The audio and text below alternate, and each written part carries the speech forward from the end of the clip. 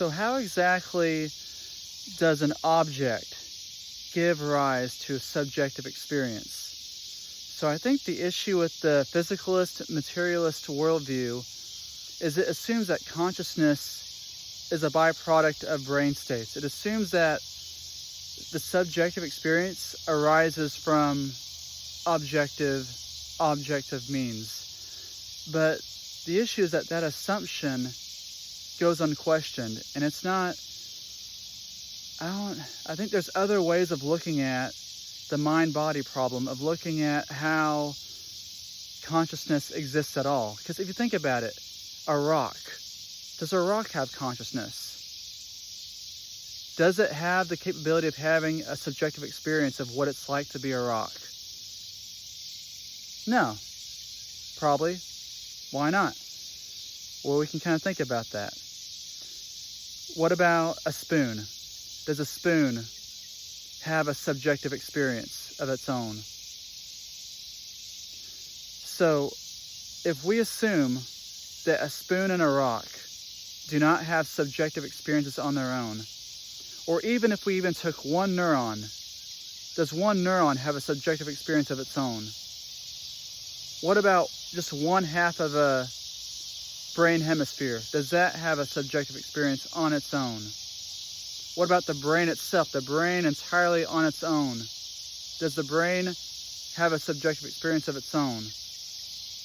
My answer to those questions is no, because the brain is not something that produces subjective experience. The brain is an object that is occurring within your subjective experience. If you think about it, you've never ever actually confirmed that your brain is in charge of hallucinating all this reality.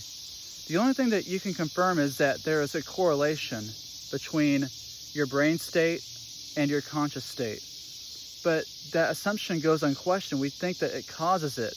But the thing is, if we take and isolate your brain one bit by bit, we cannot find a you inside of there. We cannot find who you are. We cannot find that feeling of what it's like to be a subjective person inside of your brain. We cannot locate that.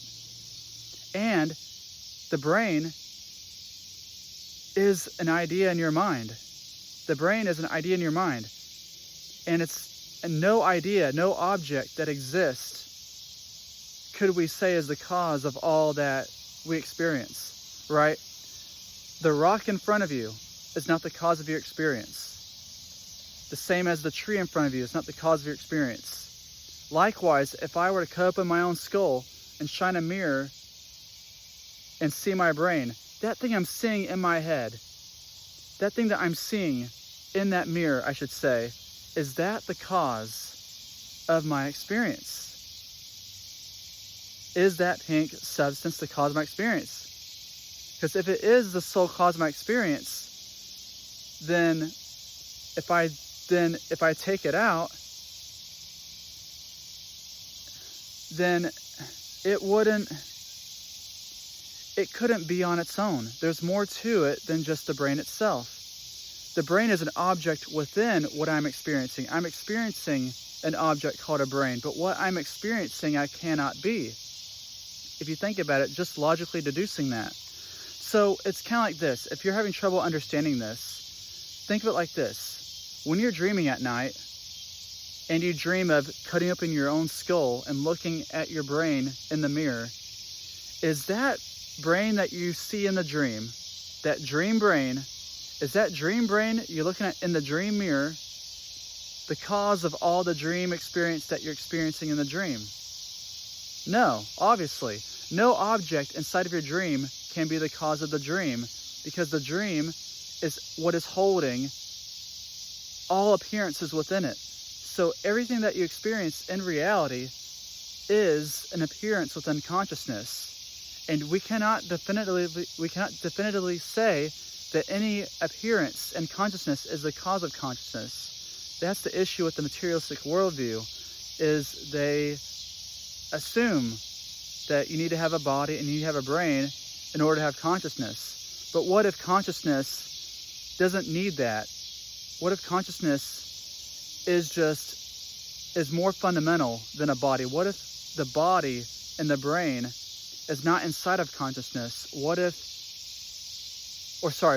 consciousness is not inside of the body, but what if the body and brain is inside of consciousness itself, in the same way that your body in the dream is inside of the dream itself? So it's something to think about.